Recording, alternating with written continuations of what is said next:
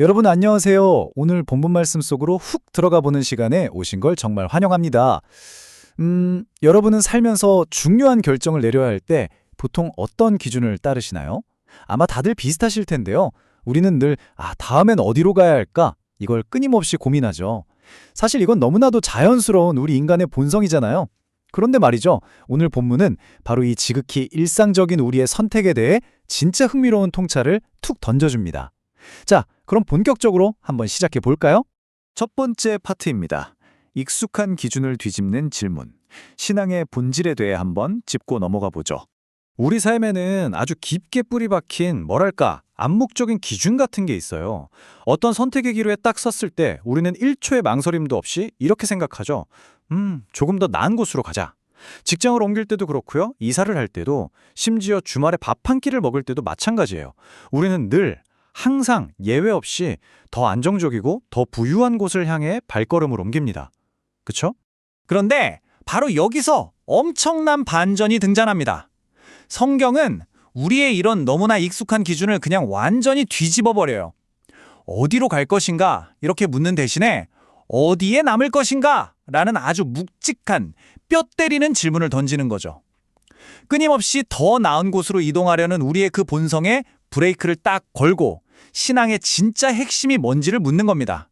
자, 두 번째 주제로 넘어가 보겠습니다. 부족함 속에서 일하시는 하나님, 약속의 공동체에 대한 이야기입니다. 오늘 본문은 그냥 쓱 겉으로만 훑어보면요. 야곱의 아들들 이름이 쭉 나열된 되게 단순한 출석부처럼 보여요. 하지만 성경이 아무 의미 없이 이름만 적어놓을 리가 없잖아요. 가만히 들여다보면 진짜 스펙터클합니다. 맏아들 르우벤은 아버지의 침상을 더럽히는 큰 죄를 저질렀죠.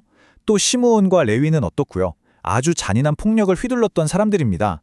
게다가 이 형제들 사이에는 평생 동안 끔찍한 질투와 갈등이 끊이질 않았어요.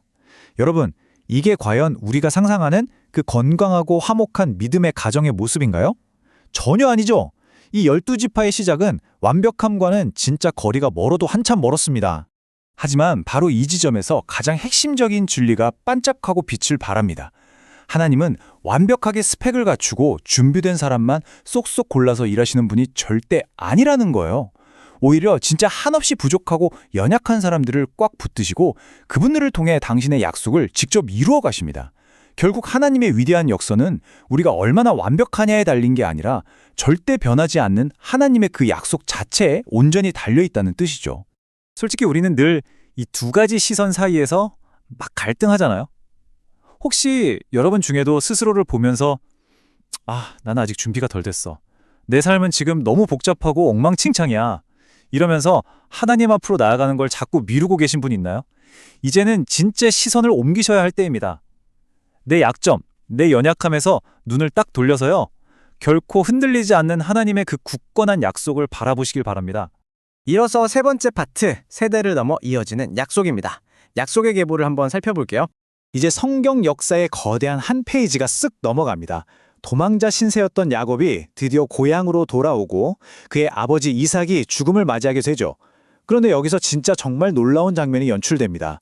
에서와 야곱이 나란히 서서 함께 아버지를 장사하는 거예요. 과거에 서로 못 죽여서 안달이었던 그 원수 같던 두 형제가 말이죠.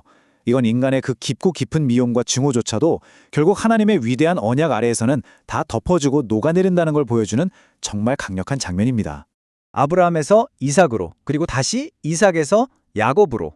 여러분, 믿음은 그냥 나 혼자만의 고립된 개인적인 문제가 절대 아니에요. 이건 절대로 끊어지지 않고 도도하게 흘러가는 거대한 강물과도 같습니다.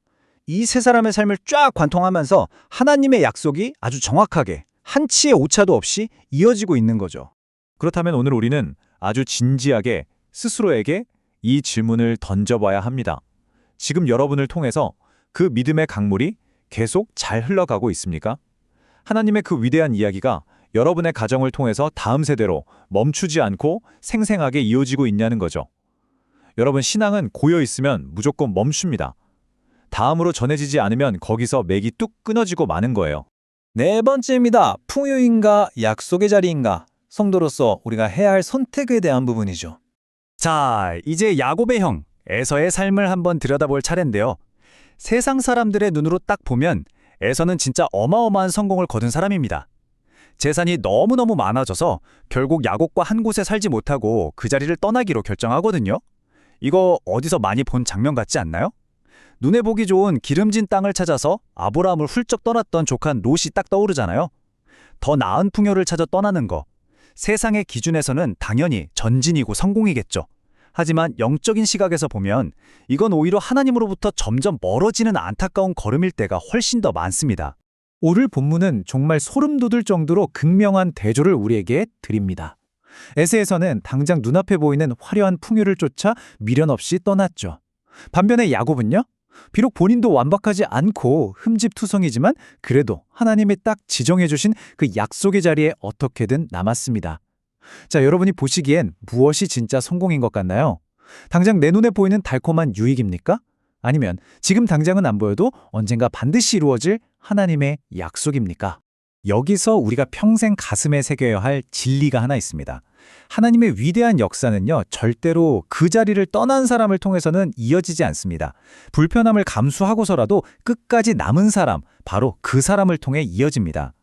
그러니까 우리의 선택이 당장 눈앞에 아른거리는 편안함이나 일시적인 이익에 좌지우지되어선 안 되겠죠. 비록 지금 당장 내 상황이 좀 불편하고 답답하더라도 하나님께서 내게 맡겨주신 바로 그 자리, 거기를 묵묵하게 끝까지 지켜내는 게 정말 중요합니다. 드디어 마지막 5번째 파트네요. 우리는 어디에 남을 것인가? 이제 우리의 결단이 필요할 때입니다. 사실 솔직히 까놓고 말해서 우리도 다 원래는 내 이익만 좇아서 하나님을 훌쩍 떠났던 그런 사람들이잖아요. 하지만 정말 감사하게도 하나님은 예수 그리스도를 통해 이리저리 방황하던 우리를 다시 은혜의 약속 안으로 쏙 불러주셨습니다. 자, 그럼 지금 여러분은 정확히 어디에 서 계신가요? 삶의 크고 작은 결정을 내릴 때 도대체 무엇을 가장 중요한 기준으로 삼고 계십니까?